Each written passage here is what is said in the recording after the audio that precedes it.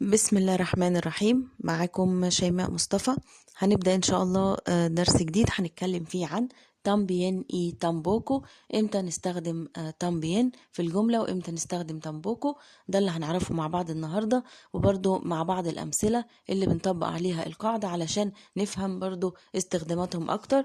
فاللي عنده مشكلة في استخداماتهم ياريت يتابع معانا الفيديو للنهاية عشان برضو يستفيدوا، عشان إن شاء الله بعد ما يتابع الفيديو مش هيكون عنده أي مشكلة في استخدام الاتنين. ولو أول مرة بتتابعوا معانا القناة، ممكن تعملوا لايك وشير للفيديو واشتراك برضو في القناة بتاعتنا. طيب تامبيين اي تامبوكو، امتى استخدم ده امتى استخدم ده وايه معناهم اصلا، هنعرف مع بعض دلوقتي. لما احب اقول وانا كمان او وانا ايضا هستخدم تامبيين او هستخدم تامبوكو. طب امتى دي وامتى دي؟ هنقول دلوقتي مع بعض. تمرين أستخدمها لو أنا بوافق أو بأيد رأي حد أو بأيد فكرته أو بأيد اقتراحه، أو بقول وأنا كمان بس الجملة بتاعته تكون مثبتة، يعني بيتكلم في صيغة إثبات. فبنقول إيه مثلا؟ يو سوي إخيبسيو. يو سوي إخيبسيو، أنا مصري. طب عاوز أقول إيه؟ أنا كمان، يعني حد مثلا بيقول أنا مصري فعاوز أقول له وأنا كمان، هقول له إيه؟ يو تامبين. يو تامبين جت مع الجملة المثبتة، دي أهم نقطة. طيب لو أنا دلوقتي بقول حد بيقول أنا مصري فبقول له وأنا كمان مصري. طب معانا حد تاني بيقول أنا لأ، هيقول يو نو.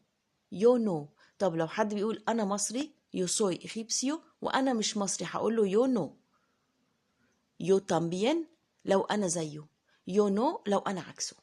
طب تامبوكو برضو بأيد ووافق رأي أو فكرة أو جملة بس تكون منفية مش مثبتة. يعني بنقول إيه مثلا؟ يو نو سوي اسبانيول، بيقول أنا مش أسباني، فعاوز أقوله وأنا كمان مش أسباني، هقولها إزاي؟ يو تامبوكو. يو تامبوكو يبقى جت في حالة النفي. طيب لو اللي معايا ده عكسي بقى، بيقول أنا أسباني، هيقول إيه؟ هيقول يو سي. يو سي. يبقى إذا أنا كنت معاه موافق في نفس رأيه أو أنا نفس جملته، فهقول له يو تامبوكو لو كانت جملته منفية. طب لو أنا ضده أو أنا عكسه وهو نافي الجملة، هقول له يو سي، أنا أسباني، يو سي. خلاص، يبقى أنا عندي كده نقطتين: يو تامبين وأنا أيضا جملة مثبتة، ولو أنا مش زيه يو نو. طب يو تامبوكو جملة منفية، ولو أنا مش زيه يو سي. طب نفهم أكتر. باس al aeropuerto، انت رايح المطار. بسأل حد بقول له باس al aeropuerto، انت رايح المطار، هيقول لي سي. اي تو، وانت؟ هقول له سي. يو تامبيين بوي، وانا كمان رايح. وانا كمان دي جت تامبيين ليه؟ لان السؤال بتاعي مثبت مفهوش اي نفي. طيب في الجملة التانية بيقول لي ايه؟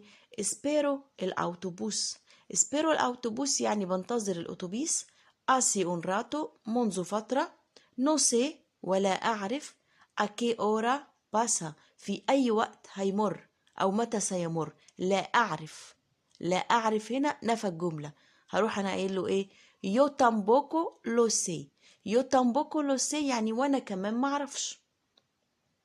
يو تامبوكو لو سي، وانا كمان معرفش. هنلاحظ ان انا نفيت على طول الجمله بتامبوكو، ما احتجتش ان انا احط نو. يبقى بقول ايه؟ يو تامبوكو لو سي. ما ينفعش اقول يو نو تامبوكو، غلط. يو تامبوكو على طول، لان هي هنا ادتني معنى النفي. طيب يبقى لما نقول لحد او نساله مثلا بجمله مثبته: باس الايروبويرتو سي. اي تو سي. يو تامبيين بوي، وانا كمان ساذهب. طيب espero el autobús hace un rato. No sé a qué hora pasa. Yo tampoco lo sé. وأنا كمان لا أعرف. يبقى هنا عرفنا إن تمرين بتستخدم لما أيد حد في رأيه أو أقول زيه نفس الكلام وأقول له وأنا كمان بس جملته مثبتة. وتامبوكو نفس الكلام بالظبط بس جملته منفية. هو ده الفرق ما بين تمرين وتامبوكو في الاستخدام. طب لو أنا حد بيقول لي أنا اسباني، انا مصري، انا ايا كان وجملته مثبته وانا لا عكسه، هقول له يو نو بكل بساطه. طب لو هو بيقول جملته منفيه وانا عكسه، هقول له يو سي بكل بساطه. طب ايه كمان؟ ممكن también تيجي قبل الفعل أو بعد الفعل عادي جدا. يقول إيه؟ yo también voy yo voy también. الاتنين واحد، وأنا كمان رايح وأنا كمان رايح. يبقى yo voy también yo también voy نفس المعنى. طب tampoco بقى، عند استخدام tampoco وحطيناها قبل الفعل مش ممكن احط نو زي ما قلنا، لان هي بتدي معنى النفي. بنقول ايه؟ yo tampoco sé cuándo pasa el autobús. يعني انا كمان معرفش امتى الاوتوبوس هيعدي او هيمر. يبقى yo tampoco sé انا لا اعرف ايضا. دي ترجمتها، محتاجتش احط النو. طيب احطها امتى؟ لو انا حطيت tampoco بعد الفعل، يعني هقول ايه؟ yo no sé tampoco cuando pasa el autobús. وانا كمان معرفش امتى الاتوبيس هيمر، بس هنا حطيت tampoco بعد الفعل. يبقى لو حطيت tampoco بعد الفعل yo no sé لازم انفي الجملة او انفي الفعل بنو. yo no sé tampoco. طب لو حطيت tampoco قبل الفعل هي خلاص نفت الفعل، مش محتاجة احط نو. يبقى yo tampoco sé. الاتنين معناهم انا لا اعرف ايضا لا اعرف. yo tampoco sé او yo no sé tampoco. الاتنين ادوني معنى نفي الفعل، بس مرة ما حطيتش نو لان انا نفيت بتامبوكو على طول، ومرة حطيت نو عشان انا حطيت تامبوكو بعد الفعل. يبقى يستخدمها كده يستخدمها كده. طيب اما نقول tampoco no soy español دي غلط. tampoco soy español على طول، يبقى النو هنا ما بتتحطش. طيب ممكن الاقي yo también yo tampoco tú también tú tampoco él también él tampoco mi hermano también mi hermano tampoco mi amiga también mi amiga tampoco. يعني ايه الكلام ده؟ يعني también و tampoco مش بتيجي معانا بس، لا ممكن اقول انت كمان وانت ايضا جملة مثبتة، او انت ايضا جملة منفية. هقول يو تامبيين مع تو تامبيين مع الجملة المثبتة وتو تامبيين مع الجملة المنفية، وهكذا. يعني ممكن احط كل الضماير مع تامبيين وتامبوكو. ممكن احط اي اسم يعني من الاخر احط اي فاعل خلاص كده مع تامبيين ومع تامبوكو. الفرق الوحيد ان تامبيين بتيجي مع الجمل المثبتة، تامبوكو بتيجي مع الجمل المنفية. بنقول ايه مثلا؟ mi hermana no vive en Egipto. اختي مش بتعيش في مصر. mi hermana no الفعل هنا منفي no، يبقى لازم اقول tampoco. يبقى la mía tampoco واختي انا كمان. la mía معناها اختي، بس هنا حل ضمير ملكية حل محل اختي. خلاص كده فهمت من الجملة ان هو يعود على اختي. واختي tampoco. ليه tampoco؟ واختي ايضا ترجمتها ايضا، مش هحط فيها لا او مش لا. يعني واختي كمان مش بتعيش في مصر، لان الفعل اصلا عندي منفي. mi hermana no vive en Egipto la mía tampoco. ما ينفعش اقول la mía también، هنا جملتي غلط. ليه؟ لان الفعل منفي. لو كنت قلت mi hermana vive en Egipto يبقى ساعتها la mía también واختي كمان. لكن mi hermana no vive يعني la mía tampoco واختي كمان، بس منفي لان الفعل منفي. تمام كده؟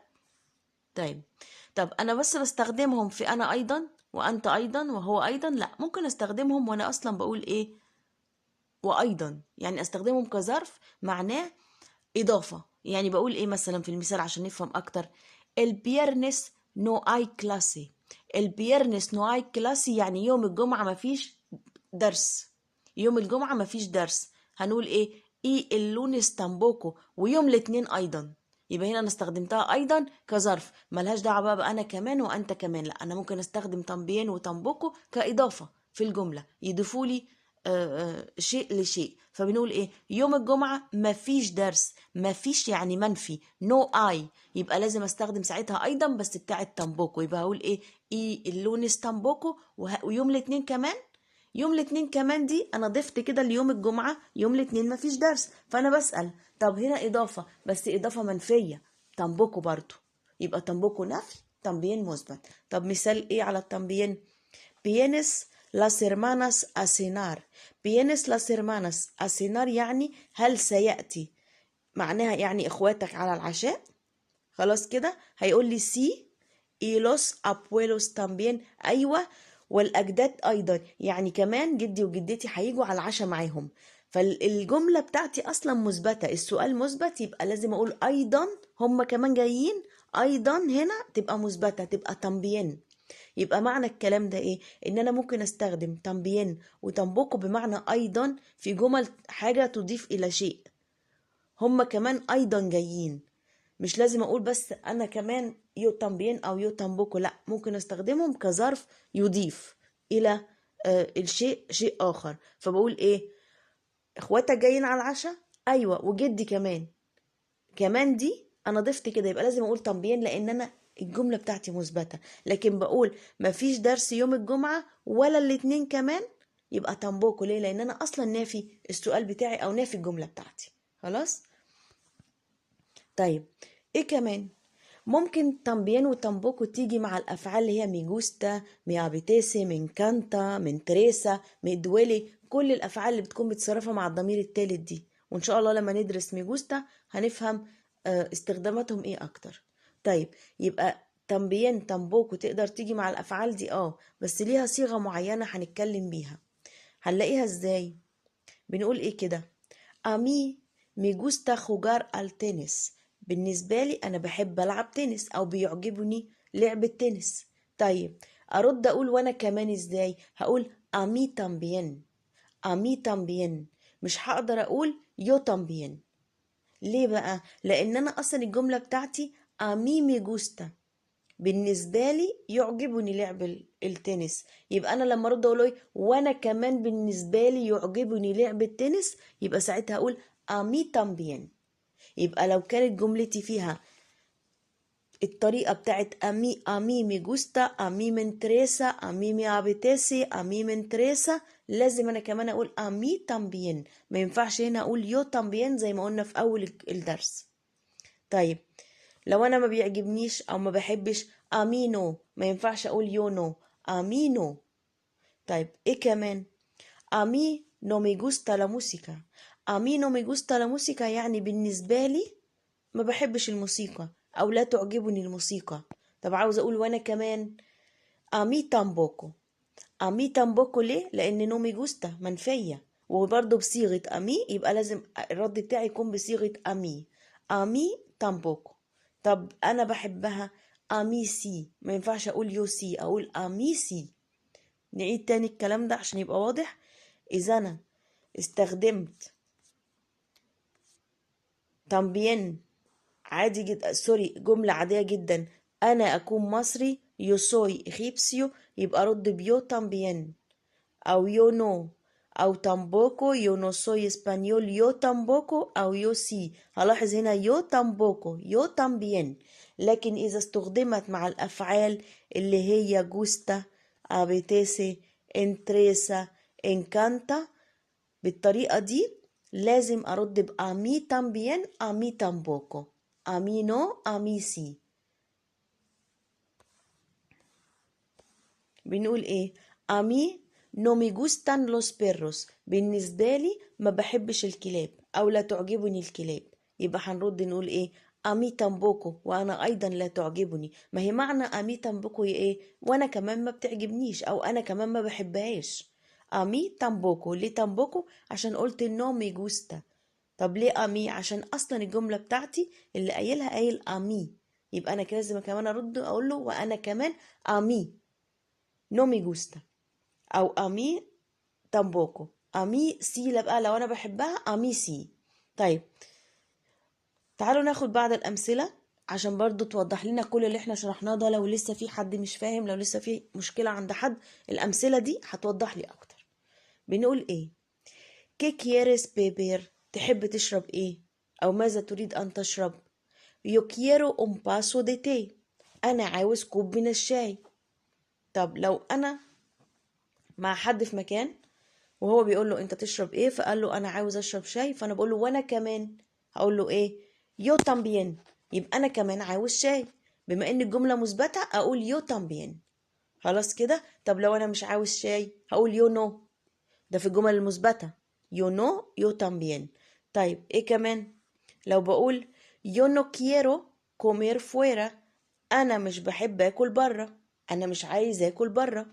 طب لو انا زيك مش عاوز اكل بره هقول ايه؟ يو تامبوكو. وانا كمان. ليه؟ عشان الجمله منفيه. وبعدين انا قايل الجمله بيو نو كيرو على طول، يبقى يو تامبوكو على طول. طب لو انا عكسك، يو سي، انا بحب اكل بره. طيب، امي نو مي جوستا لافار لوس بلاتوس. بالنسبه لي انا ما بحبش اغسل الاطباق، ما بحبش غسيل الاطباق.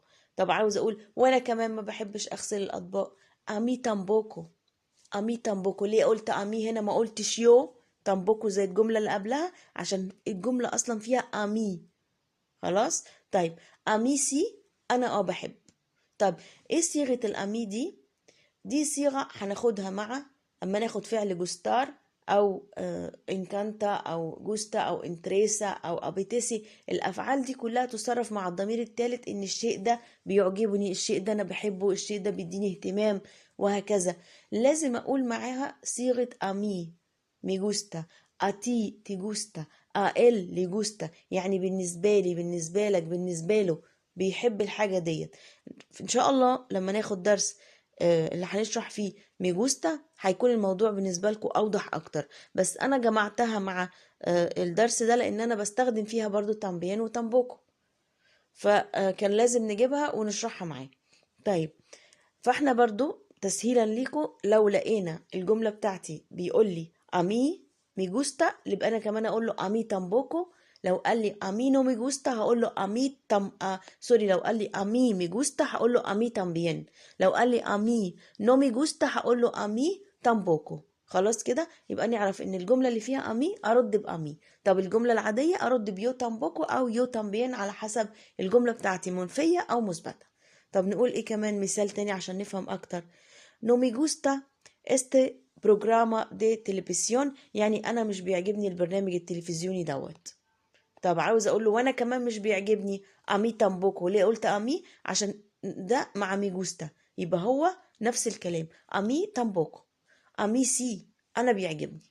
يبقى هنا الحاجة وعكسها كده في كل مثال، الحاجة وعكسها. طيب بنقول ايه؟ no quiero salir con él، انا مش بحب اخرج معاه، او انا مش عايز اخرج معاه.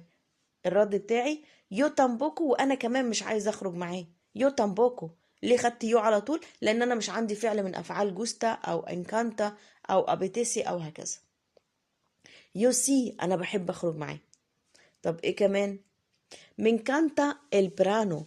من كانتا البرانو يعني انا بحب فصل الصيف. من كانتا بحبه بشدة، بحب فصل الصيف قوي. من كانتا ده يديني ان انا بيعجبني هذا الشيء بشدة. فهقول ايه؟ امي تامبيان، وانا كمان. امي نو، انا لا. يبقى لو حبيت اأيد الفكرة او اأيد الجملة اقول امي تامبيان لانها مثبتة. طب انا لا مش زيك، امي نو. طيب يا اما يعني الموضوع ان انا يا اما اختار ده امي تامبيان لو انا زيه، يا اما اختار امينو لو انا مش زيه. نو من تريسا الفوتبول، انا مش بيثير اهتمامي او شغفي بكرة القدم، ما بحبهاش، ما بتثيرش اهتمامي. فبقول ايه؟ نو من تريسا. يبقى هقول ايه؟ امي تامبوكو، وانا كمان مش بحبها او مش بتثير اهتمامي. طب لو انا بقى بحبها قوي، امي سي، لا انا بحبها، امي سي. خلاص. طيب، necesito hablar mejor. necesito hablar mejor يعني أنا بحتاج إن أنا أتحدث أفضل من كده مثلا. necesito hablar mejor. طب هقول إيه؟ وأنا كمان yo también. ليه خدت yo también؟ لأن الفعل بتاعي عادي مش من أفعال جوستا أو انتريسا أو انكانتا أو أبيتيسي. خلاص. طيب yo no، أنا لأ مش محتاج. yo también أنا فعلا محتاج. yo no، لأ أنا مش محتاج. طب tengo hambre، أشعر بالجوع، أنا جعان. طب عاوز أقول وأنا كمان، يو تامبيان، أنا كمان جعان، يو تامبيان. طب أنا مش جعان، يو نو. يو تامبيان، يو نو. نو بيبو كون ميس بادرس، أنا مش عايش مع بابايا ومامتي، أنا مش عايش مع والداي. يبقى لو حد بيقول لي أنا مش عايش مع بابايا ومامتي وعاوز أقول له وأنا كمان مش عايش مع بابايا ومامتي، هقول له يو تامبوكو. يو تامبوكو. طب عاوز اقول له لا انا عايش مع بابايا ومامتي، يو سي، انا عكسك، يو سي. طيب ايه كمان؟ نو فومو، انا مش بدخن. يو تامبوكو، وانا كمان مش بدخن. يو سي، انا بدخن. طب estoy contento de este plan de trabajo. Estoy contento de este plan de trabajo يعني أنا مسرور من خطة العمل ديت. عاملين خطة عمل وأنا مبسوط منها أو مسرور منها، فبقول أنا مبسوط من الخطة ديت. طب لو أنا بأيده هقول إيه؟ yo también، وأنا كمان. طب أنا مش بأيده yo no. يبقى لو حد قال لي أنا بعمل حاجة أو أنا مبسوط من حاجة أو أنا عجبني الحاجة دي وأنا كمان زيه، هقول له وأنا كمان también، على حسب yo también أو a mí también. طب أنا مش زيه، مش عاجبني الحاجة دي بس هي عاجباه هو، a mí no أو yo no، على حسب الجملة بتاعتي. طيب لو أنا الحد ده مش عاجبه الشيء أو مش حابب الفكرة، هيقول a mí، أنا ساعتها هقول له a mí tampoco زيه بالظبط لأن هو نافي الجملة بتاعته. طب لو أنا بقى بحبها a mí sí أو yo sí. خلاص. طيب no me apetece ir al cine، ما عنديش رغبة ان انا اروح السينما. no me apetece دي من الافعال اللي بتاخد امي، يبقى امي tampoco. طب لو انا عندي رغبة امي سي، انا عاوز امي سي. طيب hoy no he dormido bien por el calor، النهاردة انا ما نمتش كويس من الحر. yo tampoco انا كمان ما نمتش كويس. yo سي انا نمت كويس. ليه خدت يو هنا؟ لان مفيش في الجملة اي فعل من افعال جوستا وابيتيسي وانكانتا وانتريسا. طيب esta semana hará buen tiempo، هذا الاسبوع سيكون الطقس جيد. الطقس الاسبوع ده هيكون كويس. que bien جيد. la semana que viene también، والاسبوع الجاي كمان. يبقى هنا خدت también بمعنى ايضا اضافة، يعني الاسبوع ده الطقس هيكون جميل، ده الاسبوع الجاي كمان. يبقى انا هنا خدت تنبيين كاضافه مش كانا وانا كمان وانت كمان. خلاص. طيب نقول ايه كمان؟ quieres beber algo، تحب تشرب حاجه. agua ميه por favor لو سمحت. y un zumo de naranja también، وعصير برتقان كمان ايضا. يبقى ايضا هنا تنبيين جت في جمله مثبته بس جت بمعنى ايضا، يعني انا عاوز اشرب ميه وكمان عصير برتقان لو سمحت. يبقى اقدر هنا استخدم كمان دي معناها تامبيين لو الجمله مثبته، وتامبوكو لو الجمله كانت منفيه. خلاص كده. يبقى كده كل ما يخص تامبيين وتامبوكو ان انا اقدر استخدمهم في ان انا لو انا بايد حد في رايه، الراي ده مثبت بقول له انا كمان يو تامبيين. لو كانت الافعال من افعال جوستا وانكانتا وابيتيسي و انتريسا يبقى هقول له امي تامبيين. طب لو الجمله بتاعتي منفيه هقول له يو تامبوكو، ولو من الافعال اللي قلنا عليها هيبقى امي تامبوكو. طب افرض انا عكس الراي، لو الجمله مثبته هقول له نو امي نو او يو نو. لو الجمله منفيه هقول له امي سي او يو سي. طب اقدر استخدم تامبوكو وتامبيين ايضا كظرف اضافه لما اقول انا عايز حاجه ومعاها حاجه كمان، عاوز اشرب ميه وكمان عصير. الاسبوع دوت الجو كويس والاسبوع الجاي كمان. انا عازمك على عشاء انت جاي وبابايا كمان. يبقى معايا كلمة كمان دي لو كانت الجملة منفية هاخد تامبوكو، لو كانت الجملة مثبتة هاخد تامبيين. ده كده كل ما يخص تامبيين وتامبوكو في استخداماتهم. وعرفنا ان تامبيين اقدر احطها قبل الفعل وبعد الفعل. تامبوكو لو قبل الفعل ما اقدرش احط نو لان هي نفت الفعل خلاص، ولو بعد الفعل لازم انفي الفعل واحط له نو. النقط الصغيرة دي يا جماعة ليه؟ عشان واحنا بنعمل جملة بالاسباني ما نقعش فيه اي غلط، بيكون كل القواعد بتاعتنا مظبوطة واحنا بنعمل الجملة. ولو حتى بنستخدم فيها كلمة ايضا تبقى برضو كلمة ايضا دي مظبوطة معانا في الجملة. كده الدرس بتاعنا خلص. اتمنى تكونوا استفدتوا. ما تنسوش بقى لايك وشير واشتراك في القناة. كان معاكم شيماء مصطفى.